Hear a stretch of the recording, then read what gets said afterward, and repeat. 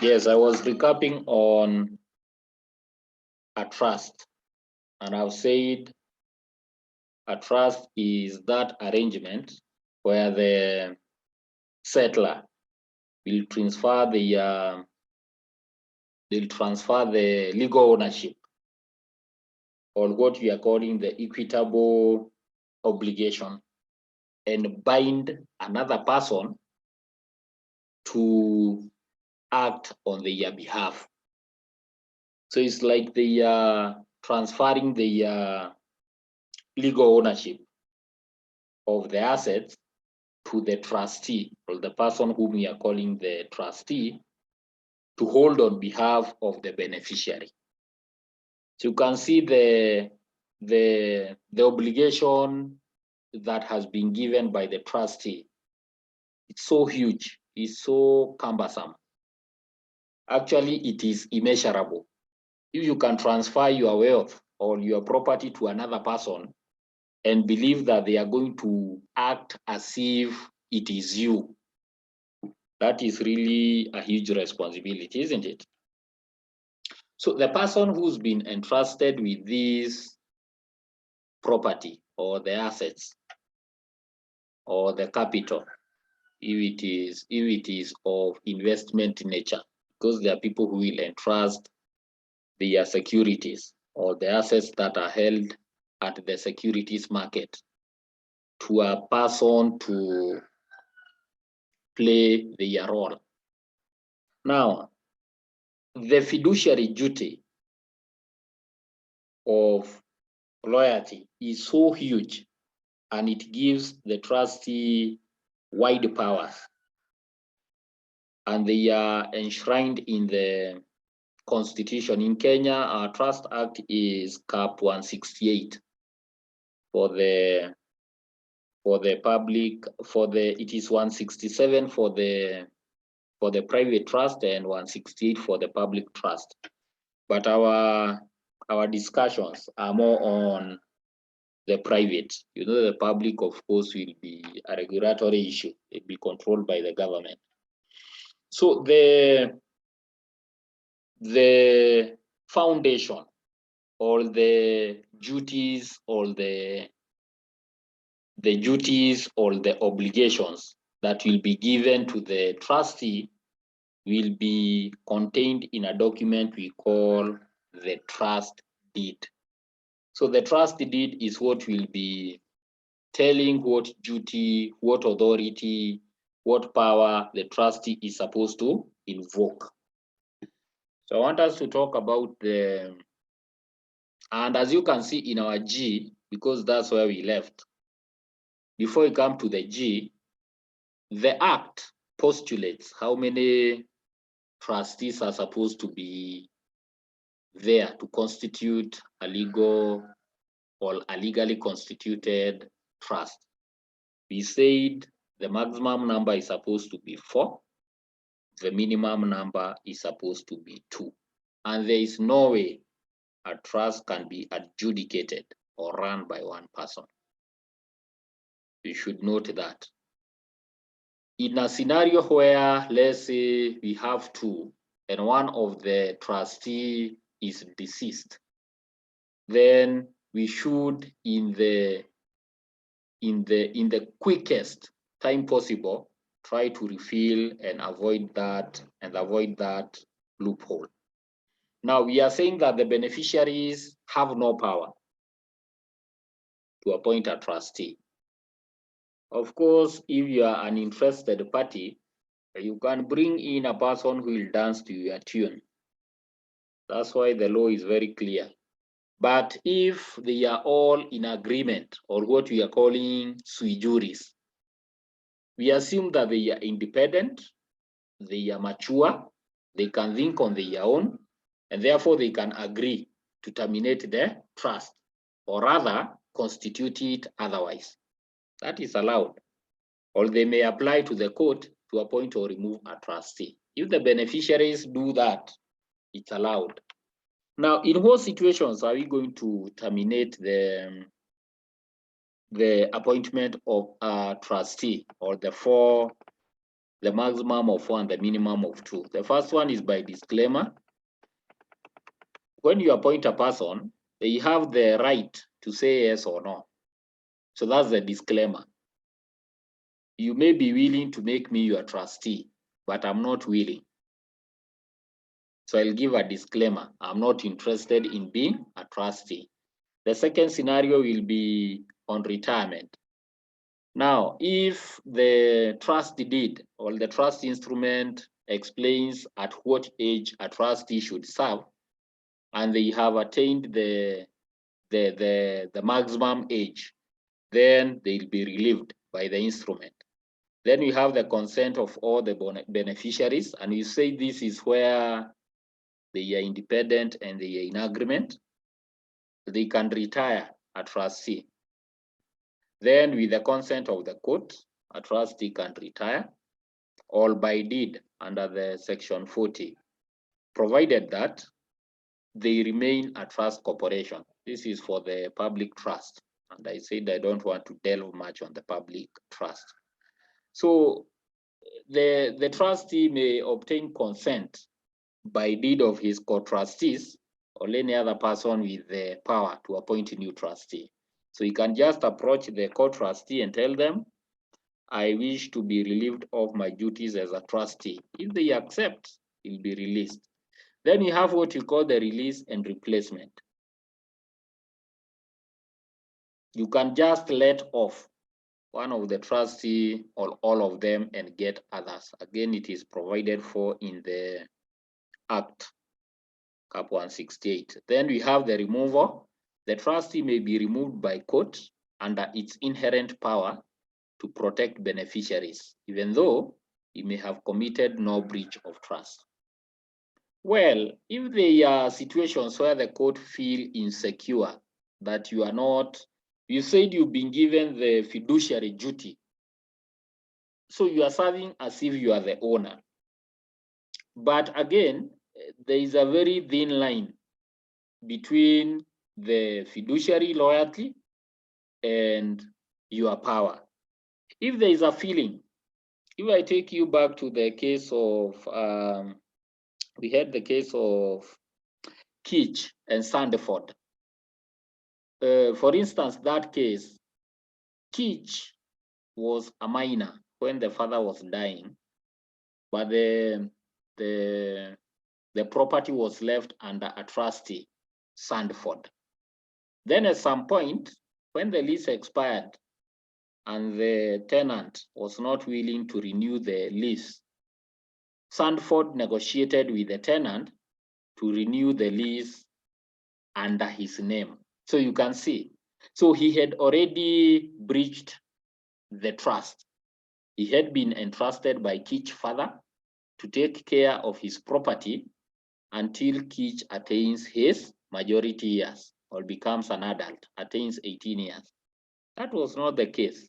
So in such a case, the court may, if the court had this information, of course, the ruling was Sandford had violated or had breached the trust, and therefore it was ruled in favor of Kitch, and he was, of course, remedied or he was paid.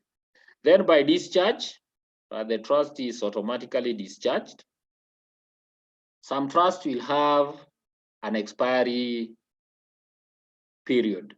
If, for example, a trust is supposed to run for 30 years and the 30 years have expired, then the trustee is supposed to close his books, share the property to the beneficiary, and close the office. Then, of course, in case of death of trustee, death is an act of God. You die, you get replaced. Now, we have the vesting of the property in trustee. Now, the settlor or the owner must transfer the property to the original trustees in proper legal manner. Some trusts are so secretive, you might even know how they were formed. In the categories of trust, we had the secret trust. So it becomes even very hard. And some of them are even deposited with custodial services in financial institutions. So it's like money. So what we are trying to say is that whoever is giving these powers, the original trustee will have the finer details. And therefore, if anything, we can only revert to the original trustee to try and understand the underlying issues. So any similar transfers should be made on a change of trustee. So we expect, being the fiduciary officer, the trustee will transfer the right and the full information to the new trustee. You know, these trustees will be appointed by deed once these others are leaving, and it should be automatic. So we shouldn't be left with issues, except for land conveyed by way of mortgage to secure trust monies lent. In other words, we are saying, if the trust was secured by a mortgage, now a mortgage is a right or a privilege that a financial institution will give the mortgagee to exploit until they make last and final installment. If that is the case, then the land conveyed by way of mortgage has to serve the mortgage. No, we don't want to put the financial institution at jeopardy. Then any leasehold that was held under a covenant not to assign without consent. If there was a lease, of course, again, it has to be fully amortized.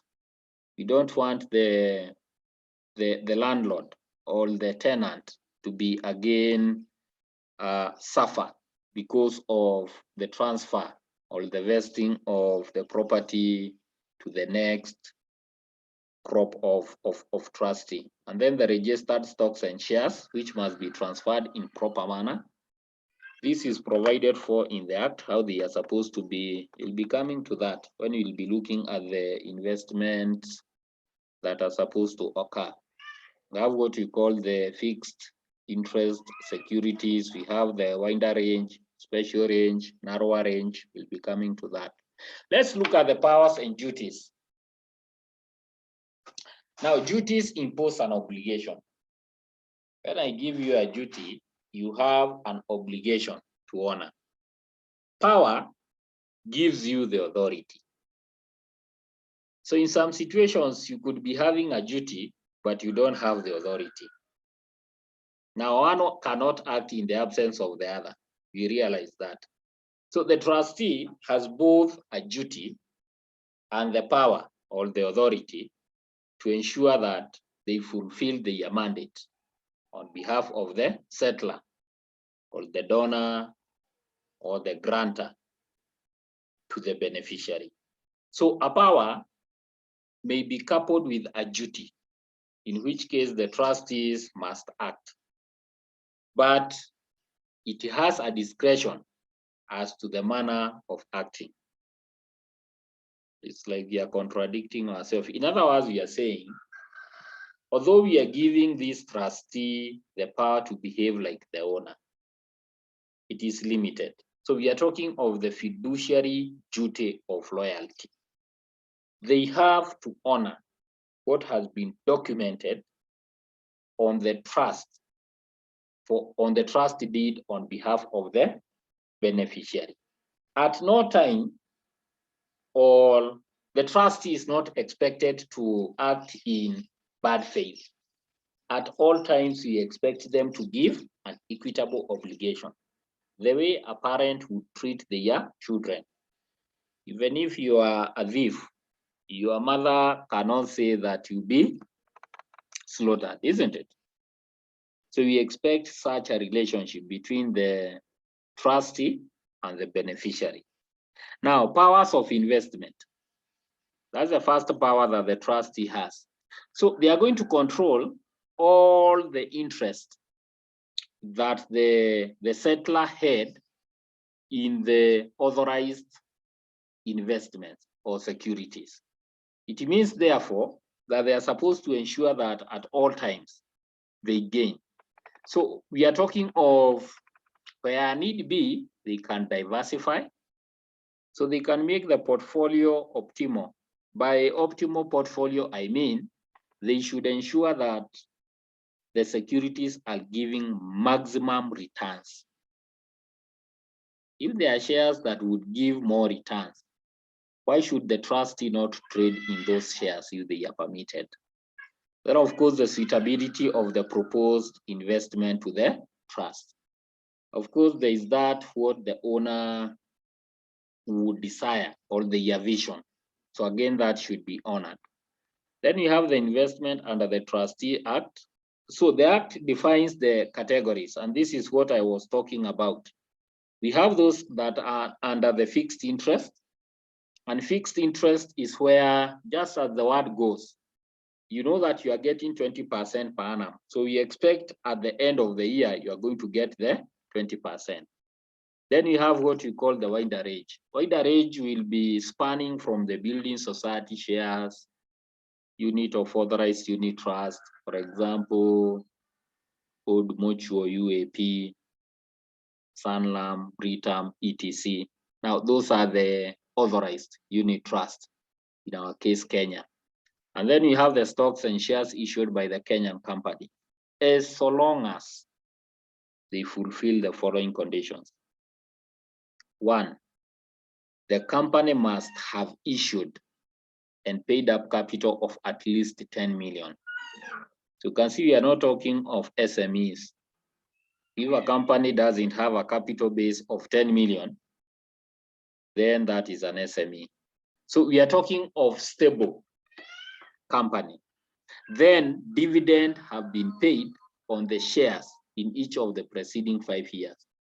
In other words, the company must have been profitable. So you are not just taking your investment there for the sake of saying that I have an investment in a certain building society or unit trust. No, they must have declared dividends.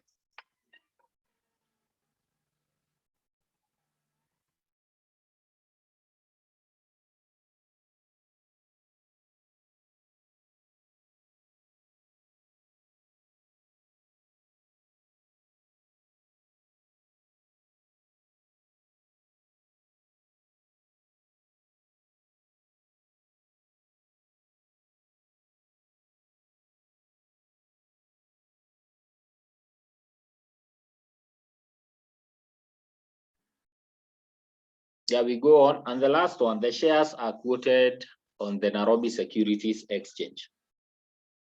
Now we know there is a requirement for the companies to appear in the 20 share index at the NSE. And these companies are highly vetted. So we expect that the trustee will be looking into such shares where they know that chances of losing are minimized. So in addition to immovable property in Kenya, for an estate in fee simple, and for terms of years for which is not less than 40 years in unexpired. In other words, we are saying, if they desire to invest in immovable property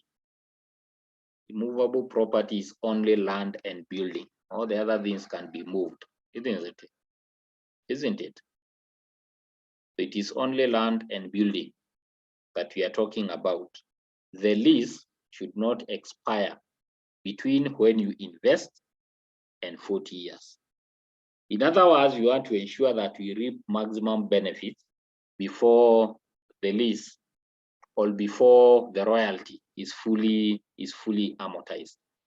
Then we have the special range, and this will be now depending on what is in the instrument or the trust deed.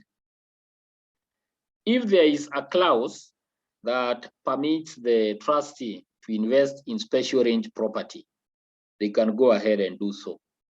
But if the special range property is realized and converted into property other than the special range, we should expect that we are going to reap more benefits than if we had gone for fixed interest or wider range. You get? So you cannot leave the fixed interest and go to a special range and get less benefit. It beats logic. It's actually common sense. So where you are reaping more benefits, you'll be allowed, if the clause allows you to do so, you'll be allowed to go ahead and do so. We go on. So in other words, you are saying in this category, they are not be forced. No investment can be made in wider range. No more than 50% of trust funds is to be invested in wider range. Wider range is a bit exposing the trust to risk. No investment can be made in wider range unless proper advice has been obtained and considered. So we should have a written advice from someone who is qualified on financial matters. You don't just wake up one day and say, I'm going to invest in special range. I'm the trustee. I'm behaving like the owner. There's a limit. Then additions to the fund, such as bonus shares arising from any investment that are already held in one part of the fund, will accrue to that part of fund which contains the investment. Now, in other cases, an addition to the fund must be divided equally between the fixed interest and the wider range. The reason why we are doing this is to ensure that at all times we are safe. We know that in finance, when you are talking of an optimal or a diversified portfolio, we are talking of a portfolio that has assets that can be converted into cash or near cash equivalent easily, and some that are totally illiquid. So we are talking, you have to imagine such a portfolio, diversified and optimal. Then 5, property can only be transferred from fixed interest to narrower. There is no way you can go to wider range, or vice versa. And the reason why we are doing this is to ensure that, again, we restrict the trustee from exposing the trust to a lot of risks. So we are trying to avoid risks because this is not our money. Then withdrawals from the trust fund to pay a beneficiary, the trustee have discretion to do so, whether they sell narrower or wider range investment in order to meet the debt. Consequently, a 50-50 balance may be upset. In other words, we are saying they should ensure that when they are doing this, they consider a 50-50 model. They can take 50 from the narrower, then 50 from the wider range, to ensure that they don't again interfere with the optimal portfolio. And then any other powers of investment that might be provided for in the trust deed. For example, they could be allowed to invest in bearer securities, things like treasury bills, treasury bonds, debentures, commercial papers, etc. Then acquiesce in amalgamation or reconstruction. This word means to agree. They must agree to either amalgamate or reconstruct. And this is where the beneficiary will be gaining. And then they can go ahead and take a price issue if it is provided for. Then 2, not more than 1/8 of the value of the trust fund, or 10,000, whichever is greater, shall be invested in securities of any one company or unit trust. Shall be invested in securities of any one company or unit trust. So the reason why we are doing this again is to ensure that our portfolio is so diversified. And then mortgages, they are authorized under the Trust Act if they are given under freehold land or a leasehold land of at least 40 or with at least 40 years unexpired. The trustee may lend up to 2/3 of the value of the land as assessed by a competent surveyor or valuer. So you can see again, we are giving ourselves a degree of confidence of a third. You can only do 2/3. And then retention of securities. A trustee is not liable simply for retaining an investment which has ceased to be authorized. He must review periodically. So again, he cannot just have idle cash when he's the fiduciary officer of this trust. He should think of a way of ensuring that it is reaping maximum benefits for the beneficiaries.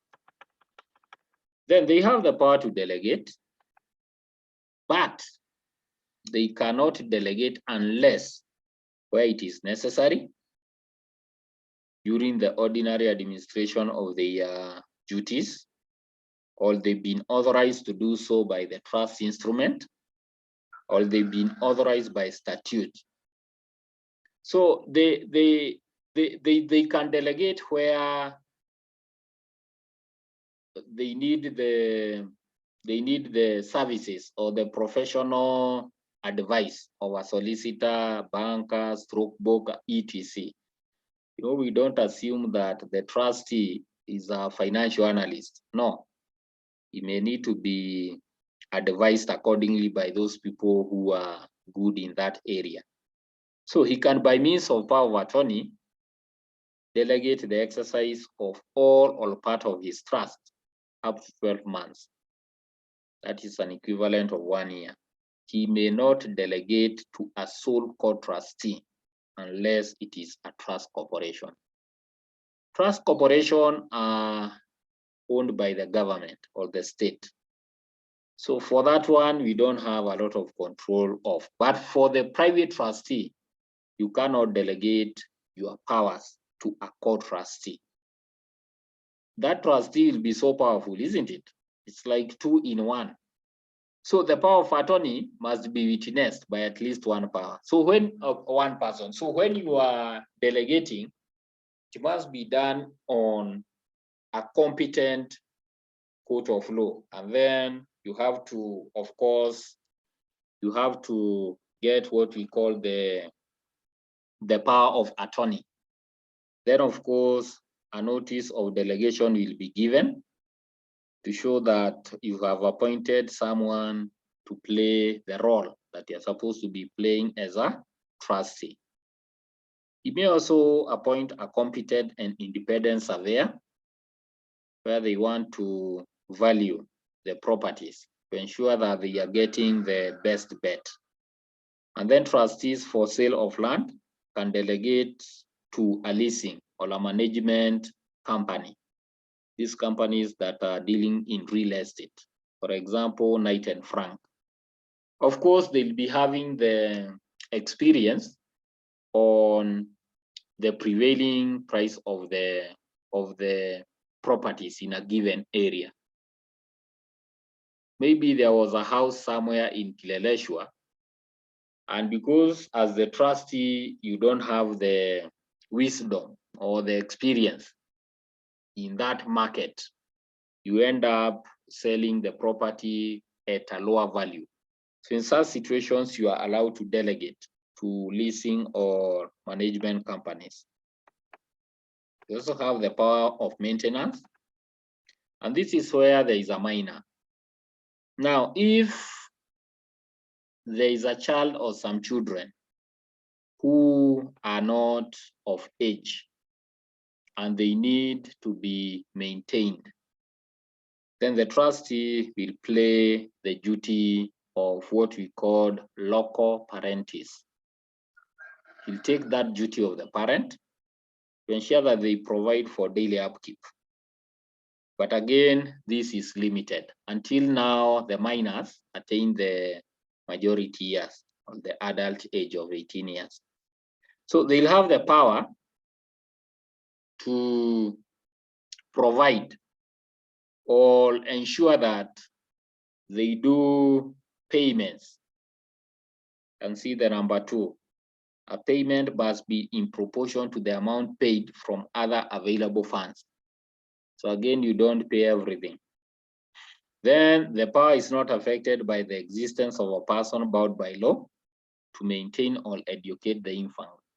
if there is someone else who is playing the role of a parent or a guardian, you are not supposed to go there. So this is common sense. The trustee will chip in as the parent. We say the trustee is playing the obligation, the legal obligation of the settler. So where there is no one to pay or educate the infant, they may go and do so. But if the settler had provided for that, either in the will of any or the trust deed, then they cannot do so. Number 4, the power exists whether the infant interest is vested or contingent, provided in the latter case that the trust carriers are intermediate income. So this power is automatic where the infant interest come to play. Then payments out of the capital may be valid, but should normally only be made under Section 34. So we have to do this with the consent of the court. You don't just say, I'm the trustee and I'm playing the role of the father or the mother. So I have to educate, I have to pay maintenance. No, it has to be given by the court. Then you have the residue of the income must be accumulated and invested. Should there be any income that you are drawing because you've been given the power to invest, then you can plow back that investment. You don't need to accumulate that interest and put it in one account. You need to reinvest it. Then the trust instrument may exclude this power. So if the trust instrument is indicating that you are not supposed to do so, you forget about it. Then there is the power to advance. Now, trustees may apply not more than half of the presumptive or vested share of the capital held in trust for any person for his advancement or benefit. So you can advance, but not more than half. So the trust property consists of money or securities or property held on trust for sale. So you cannot take more than half and advance it to the beneficiary. So no advance can be made to prejudice any person with a prior interest. In other words, assuming you have 2 children, you cannot take 60% and pay the firstborn and then say the secondborn will take 40%. You don't have the powers to do so unless that person is so full of age and gives his written consent. In other words, we are saying, unless these people are sui juris, and we say to be sui juris is to be independent and of age. We assume someone who has attained the majority years can think on the yourself and make a decision. So if I come with my brother and say, we have signed this agreement, I have accepted that my brother can take 60% and I'm left with 40%. The trustee can honor that. But themselves, they cannot share in a manner that will prejudice any of the beneficiaries. Then 3, the interest may be vested or contingent. Vested is where, if you recall, we say there are those discretionary or specific legacies that will be left. Contingent is when it's not clear. So it's everything. So the trustee has to subdivide because it is not clear. Then the advance must be brought into account on his becoming absolutely entitled. So assuming you share, it has to be documented. I gave so and so 50% worth of the trust. Then the power may be excluded again by the trust instrument. So not all trust will give the trustee the power to do so. It may be excluded. Remember, the power and the duties of the trustee are enshrined in the trust instrument. So if it is not appearing there, you are guided by section 34 of the CAP 167 of the private trust. Insurance. Trustees may insure trust property against loss or damage by fire. Subject to the following conditions: the insurance must not exceed the full value. If it exceeds the full value, unless you have an agenda. If a house is valued at 100 million, why should you insure 120 million? Unless you are benefiting in the extra 20 million, isn't it? Then two, the trustee are bound to convey the property absolutely to the beneficiary on request. If the beneficiary so wishes to make use of the property, there is no discussion. It is their property. The father or the mother, the parents had given it under the trust, but they so desire now to have full control. The trustee cannot start saying, you know, your father was saying this or that. No, they have to do it. They are bound. Then premiums may be paid out of the income of the trust property. Not necessarily the property insured. In other words, we are saying you can take money from property A to pay premiums for property B. It's one and one asset portfolio. Then insurance money received is to be treated as capital and held on the same trust as property insured.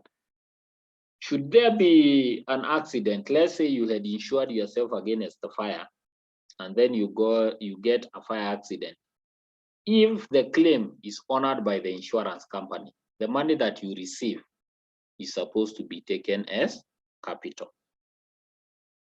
Then you have the protection against claims. The trustee is protected against any claim. So the trustee can go ahead and protect yourself by doing the following. One, as regards liability for rent and other obligations under lease or rent charge, they are going to pay. Of course, if there are any pending arrears of rent, they'll go ahead and do that, and may then distribute the property to a beneficiary or purchaser entitled thereto without any further provision. That is as per the section 28 of the CAP 167. So before conveying or distributing the trust property, they need to advertise. You know, we don't want to distribute. Then the bank comes saying that, you know, the property that you have just distributed for servicing a mortgage. So we have to gazette, and this should be done in a duration of 60 days or 2 months.